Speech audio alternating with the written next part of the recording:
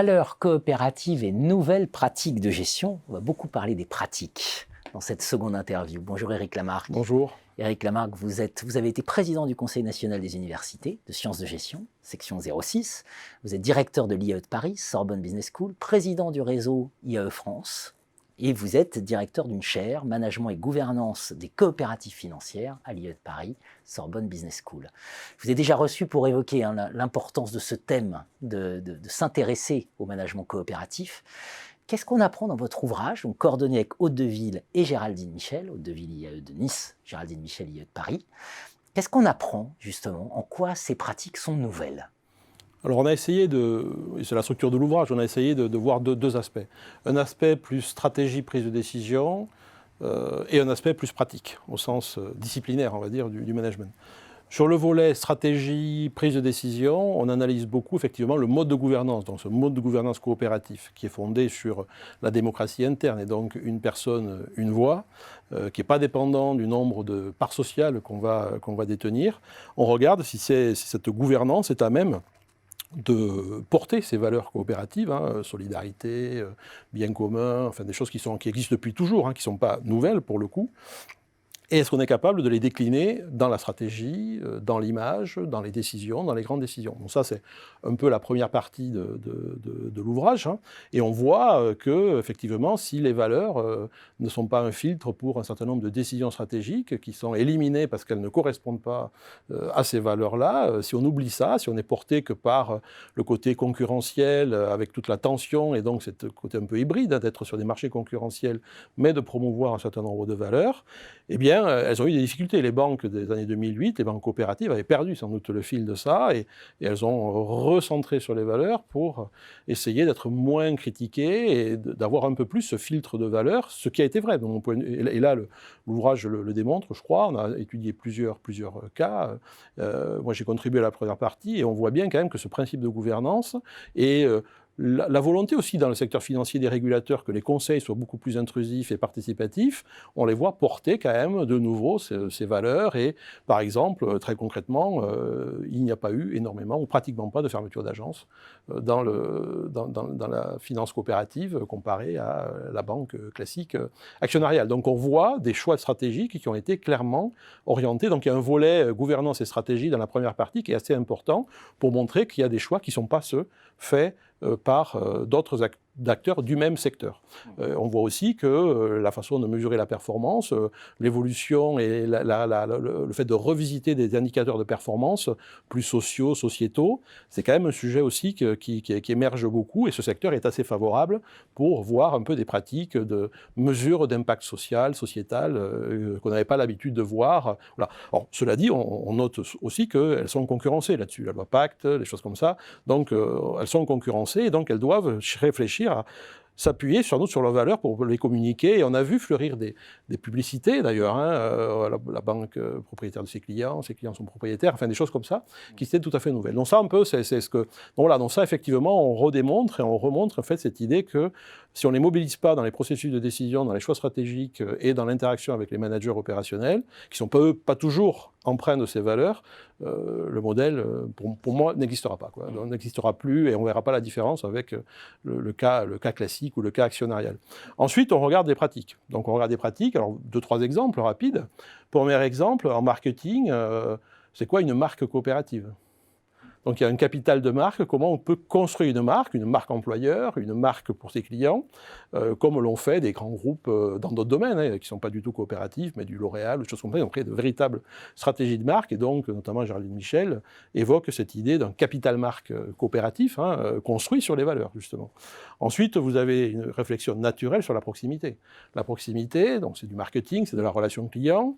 La proximité, elle était naturelle avec notamment ces agences et la proximité dont les membres qui sont aussi des acteurs locaux et des choses comme ça. Ouais, avec les réseaux sociaux, la proximité, tout le monde est capable d'en faire. Enfin, il faut réinventer la proximité. Là, pareil, est-ce que les valeurs coopératives et mutualistes, pas réinventées, mais redéfinies peut-être, pas réinventer, moi j'aime pas trop le mot, mais redéfini, reprécisé dans le contexte de ces nouvelles proximités via des réseaux sociaux, des choses comme ça. Voilà, qu'est-ce que ça veut dire et quelles sont les actions que l'on doit mener. Les coopératives qui pendant des années ont revendiqué la proximité comme un facteur d'avantage concurrentiel et de différenciation ne peuvent plus tel quel le revendiquer. Et après, on a des pratiques RH, effectivement, vis-à-vis des managers, et on s'aperçoit que dans les coopératives où le management est un peu laissé à lui-même et devient purement management, s'éloigne de ses valeurs, ça se passe moins bien, alors que s'il y a un encadrement, une ligne managériale qui est capable de rappeler ces corps de rappel des valeurs, on a des pratiques de management, des pratiques RH, des pratiques en force de vente, des pratiques aussi de pilotage de la masse salariale, oui, des ressources humaines, qui sont un petit peu différentes, et notamment il y a 1 ou 2 articles sur une gestion un peu plus solidaire, un peu plus de solidarité à l'intérieur de ça. Alors tout ça n'aboutit pas à des recettes ou à des modes opératoires extrêmement précis pour l'instant, mais on a quand même dressé tout un nombre de pistes sur lesquelles, en poursuivant, en se réinventant en amont, et nous on insiste beaucoup quand on est reçu par ces coopératives pour des conférences ou autres en disant réinventez-vous, parce qu'on fait le constat que si vous n'allez pas au bout de votre logique, c'est pas en mettant un peu de saupoudrage managériel que vous allez vous en sortir. Les jeunes ont du mal à vous identifier comme des employeurs excitants, entre guillemets. Tout ça. Donc ils sont tous conscients de tout ça, mais voilà, la mue et cette idée de se redéfinir, mais de se repositionner, mieux se positionner, est quelque chose qu'ils ont bien en tête. Jusqu'à aussi cette idée qu'on voyait chez Desjardins, et rappeler le fait, parce que ça, ils ne le rappelaient pas, c'est qu'une coopérative, quand elle a des profits, elle n'a tout simplement pas le droit de les distribuer. Et elle est obligée de les conserver et de les utiliser. La réserve est indivisible. C'est-à-dire qu'on ne peut pas partir de la coopérative et prendre une part, même si on n'a pas touché de dividendes. Alors une petite rémunération, type part sociale, mais on est loin des rémunérations de dividendes ou de choses comme ça. Ça aussi, il faut le rappeler. Notamment, c'est un professeur de droit qui le rappelle en disant « c'est interdit, on n'a pas le droit ».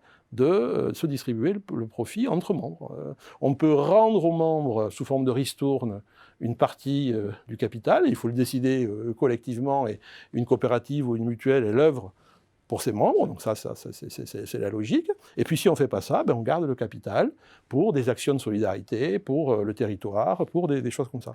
Donc dans la mouvance actuelle, effectivement, on est aussi là pour rappeler que, attention à la tension créée par le fait d'être de plus en plus sur des domaines concurrentiels, attention à ne pas perdre le fil de ces valeurs, si on veut en faire des éléments de différenciation, il y a des pays où les coopératives ont décidé d'être des entreprises tout à fait normales. Et c'est juste une autre façon de gouverner, mais si vous prenez Rabobank, la banque aux Pays-Bas, vous ne voyez pas la différence avec ING. Enfin, vous ne voyez pas la différence. Par contre, si vous leur dites qu'ils ne sont pas coopératifs, ils ne sont pas du tout d'accord. Ils ont décidé d'être aussi performants économiquement que socialement. Et il est interdit de déroger à de la performance économique pour éventuellement un peu plus de performance sociétale qu'on ne sait pas exactement mesurer. Et on leur a dit, mais attendez, vous êtes plus coopératifs. Les Français leur ont dit ça. Ils disent, non, mais attendez, occupez-vous de ce qui vous regarde. Nous, on pense qu'on est coopératifs. Donc, en plus, il y a une très grande diversité, très différentes de pratiques, des nouvelles coopératives qui émergent dans des pays un peu nouveaux, en Asie, en Asie mineure, Kazakhstan, etc. Donc il y a ce mouvement-là se développe, et d'ailleurs l'IE de Paris, avec Leuven, dans le cadre des universités européennes, va monter un programme de recherche, quand les choses seront revenues à la normale, pour développer ça. Et donc on a déjà un contact avec les 5-6 universités, Mannheim, Leuven, Madrid, pour avoir ce track, comme on dit, de recherche autour de ce mouvement-là, qui permet, je pense, aussi de révisiter des concepts de management bien classiques, proximité, relations clients, mesures de performance, à l'aune de notre contexte. À l'heure de la loi Pacte, de la raison d'être et de l'entreprise à mission, Danone, qui vient d'adopter le statut d'entreprise à mission, un modèle coopératif à régénérer. À régénérer, challenger, et qui doit allez, on va le dire, même si je n'aime pas le mot, se réinventer sans doute. Ça doit se réinventer. Merci Éric Lamarque. Merci Jean-Philippe Denis.